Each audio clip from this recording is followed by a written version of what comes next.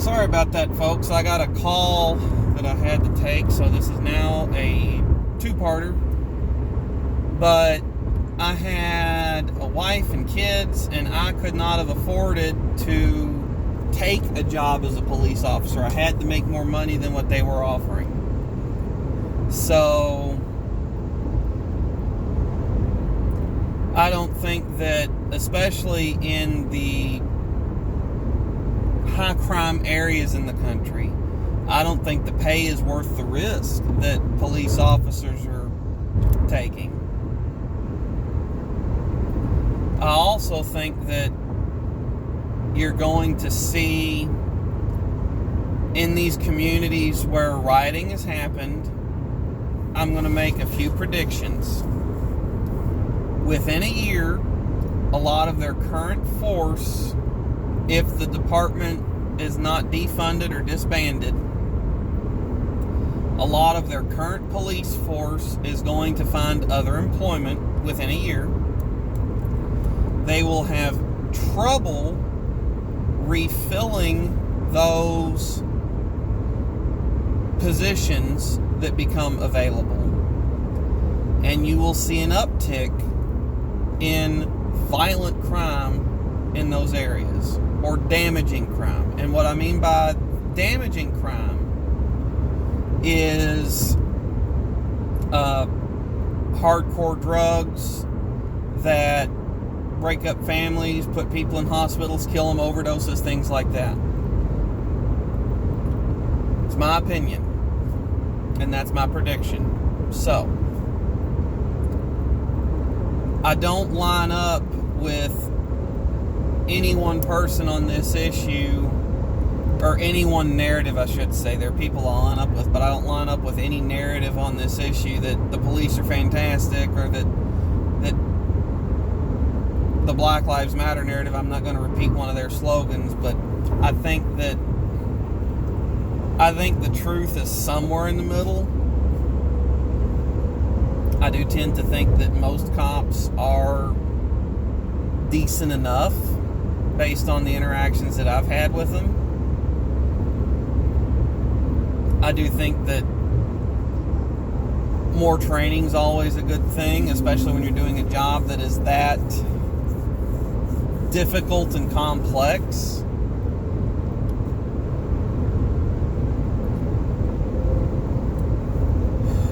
I think that the Minneapolis pledging to defund their police department, and here's the facts that I've been able to determine. The city council voted in a 9-3 majority, which is a majority that cannot be vetoed by the mayor, to defund the Minneapolis Police Department. Okay. I forget what city it was in New Jersey. They defunded their police department. The city does not have a city police. Pardon me. They have a county and state police that now manages the city.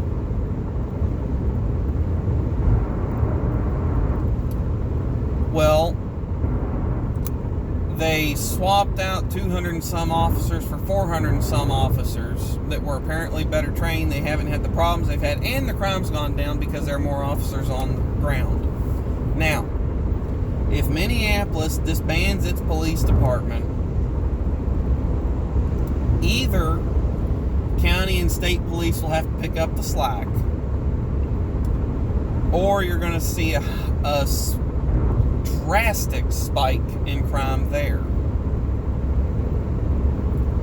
So I don't think that that's a fantastic idea. I also don't think that in the initial transition period, I don't think that you're going to have county and state police handling things as well overall as you will have local police handling them. In my opinion, I could be wrong.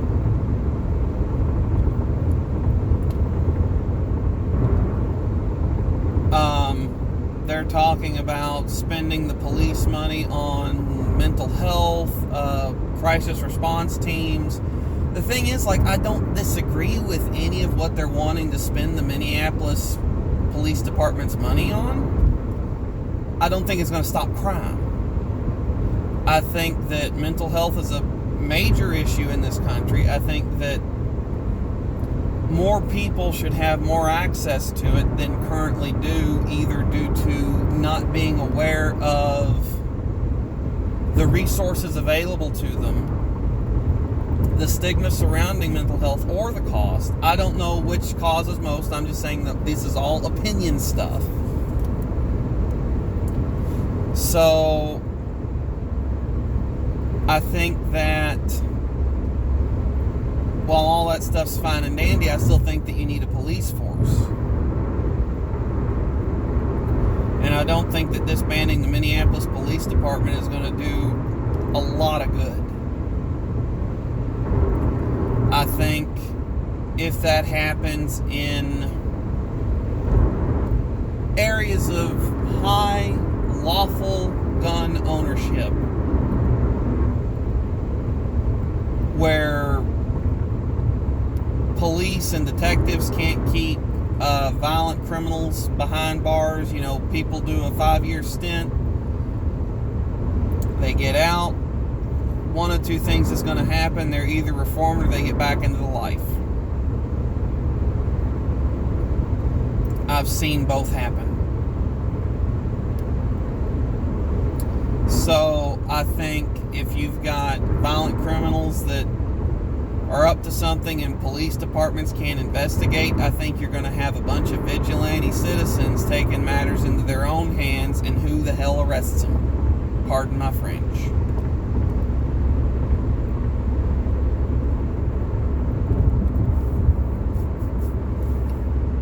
And if I lived in a city that decided to do that, and that was their answer to the issues at hand, which there are issues, fully agree with that.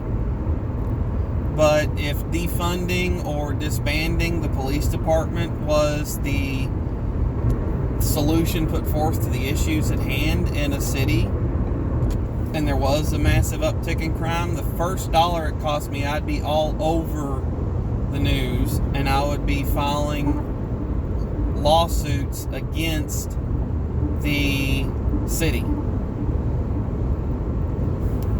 I don't think that any of the propositions right now are perfect answers. I think we've got to pick the one that's the least bad.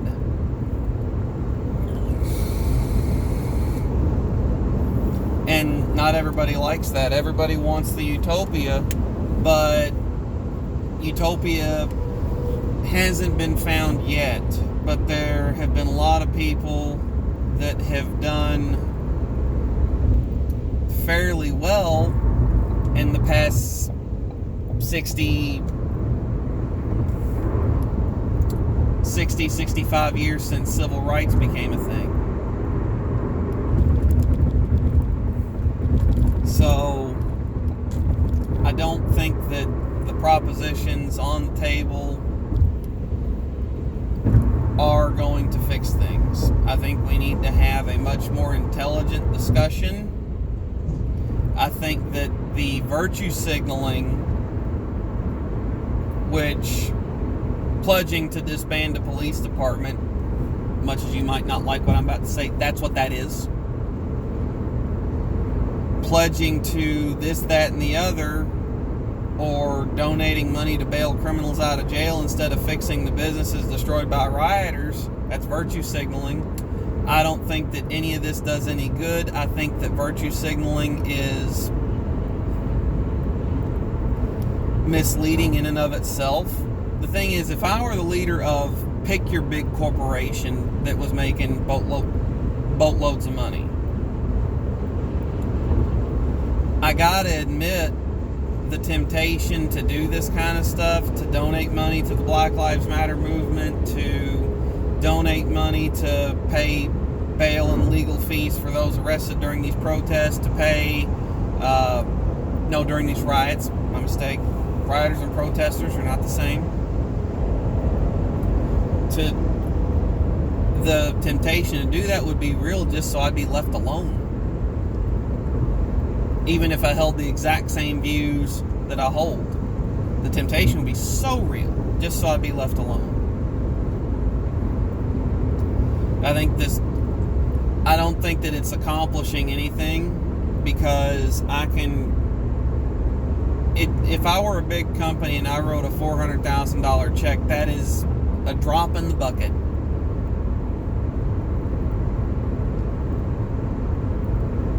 You know, take Jeff Bezos. Amazon could write a $5 million check for whatever he wanted, and that is a drop in the bucket. That is 5% if of his net worth. So, and he could have whatever opinion about this he wants. He could say whatever he wants on the news, but he can have, hold whatever actual opinion on it, just to keep people from shaming and boycotting and whatever else Amazon. I don't think that we're solving issues by acting the way we're acting.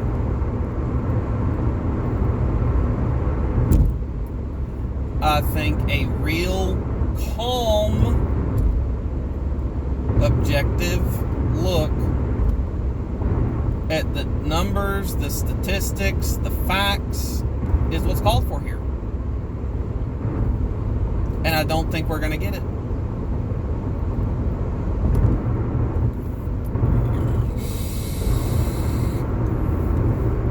So, buckle up.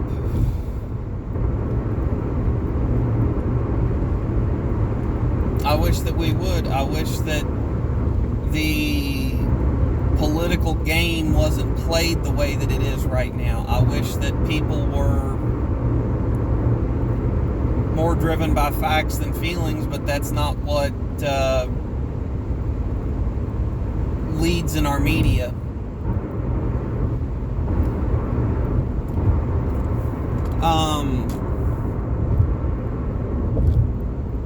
I just wish things were different. The other day, I was out with my kids. I had to do a little shopping for the house. Didn't have a sitter. And one of my daughters was sitting next to me. And she started asking, she's like, Daddy, why are people acting the way they're acting? I'm like, well, coronavirus has got everybody scared, and there's only so much that they can do about it, but they're still scared. So that's why you see people, wearing the face masks and the gloves. And she's like, no. I mean, like the yelling and burning stuff and breaking stuff and everything like that. I'm like, no. So I had to explain to my 11-year-old why all this is going on. And I did my best to give her simply the facts about all this. That there are a lot of people protesting in the streets that aren't causing any problems. They're getting police to shut down areas where they're protesting. They're not shutting them down on their own. You've got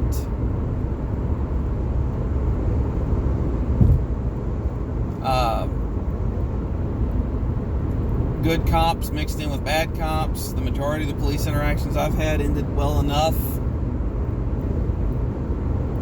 You've got a guy that was wrongfully killed by the police.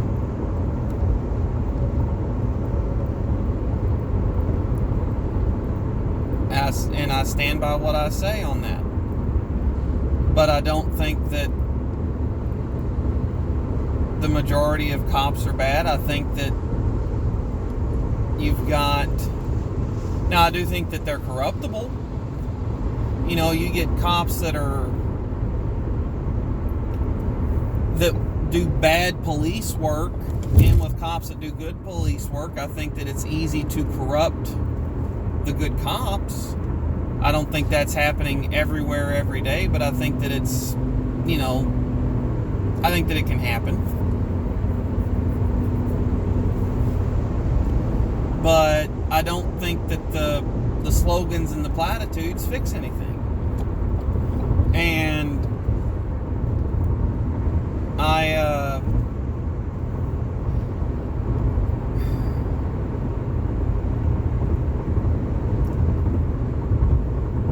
just tried to explain that, everybody needs to do better. Everybody. The police should do better. I don't think that they should be held to a higher standard than anyone. They are citizens. They are human. They are fallible.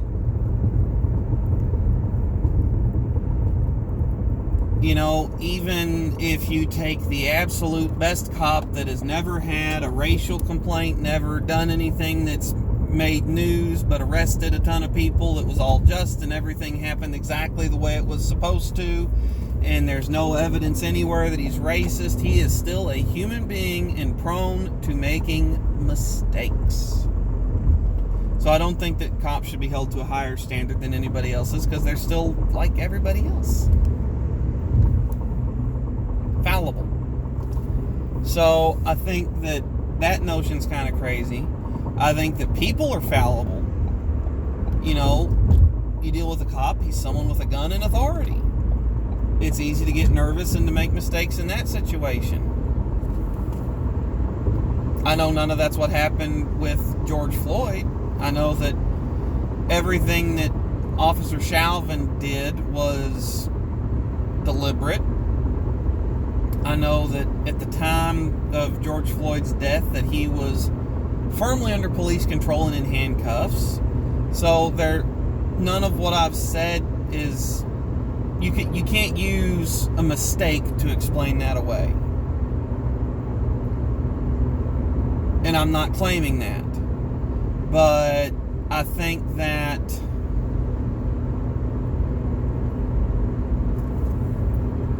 you've got a few bad or complacent cops in with a majority decent group of folks. My opinion. I could be wrong. I hope I'm not. The best evidence suggests that I'm not.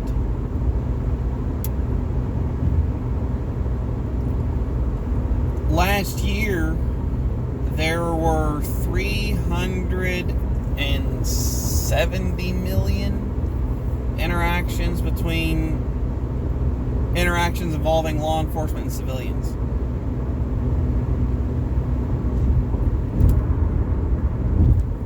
And by just the law of averages, that means that there's a law enforcement interaction for every man, woman, and child in America. 1 point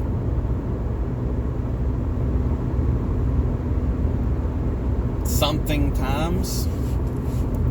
I realize a lot of those are, repeat offenders, frequent flyers, whatever you want to call them. But that's enough for every man, woman, and child to have at least one interaction with police. And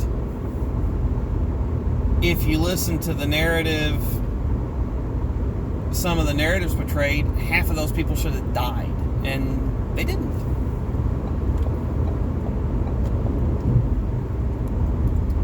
So I don't think we're having productive conversations. I don't think the narratives being put forth are productive.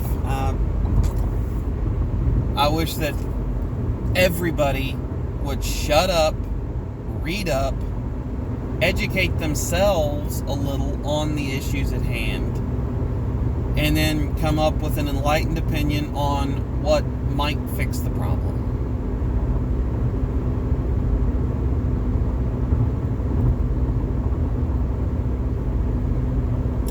Because I don't think what we're doing is going to fix anything.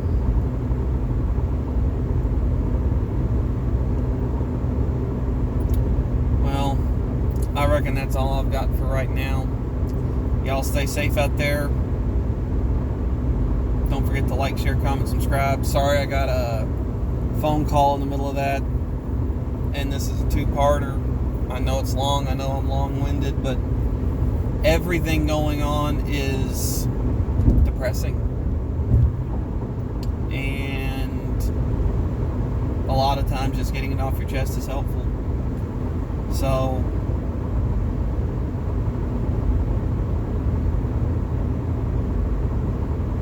you know, this is, it's sad in all respects. And in all directions, it's sad. It's sad that George Floyd died at the hands of law enforcement. It's sad that Derek Chauvin behaved the way that he did. That it's sad that none of the officers around him were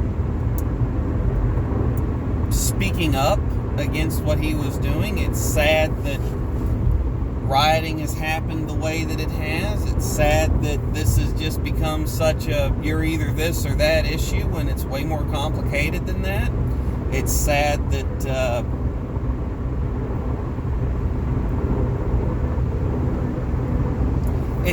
this has unfolded the way that it has. It really is. It's sad that I read an article the other day. There was a restaurant that has been a fixture of a community in my state for a number of years, closing its doors permanently. They were hit pretty hard due to coronavirus, and then they were broke into and looted, and so they're just closing the doors permanently. Been here for 50 years. And they blame both. And I think that that's fair, because I know that coronavirus hit a lot of the service industry very hard. And then you've got people that were just barely hanging on before the riots, getting their stores broke into, and effectively their life savings stolen in the form of the foodstuffs and beverages that they had there. There's no way to go forward. So this has cost a lot of things, and I don't value the things more than George Floyd's life, but I don't think that making the workers and the owners suffer loss of income and employment, the ability to take care of their family, is accomplishing anything.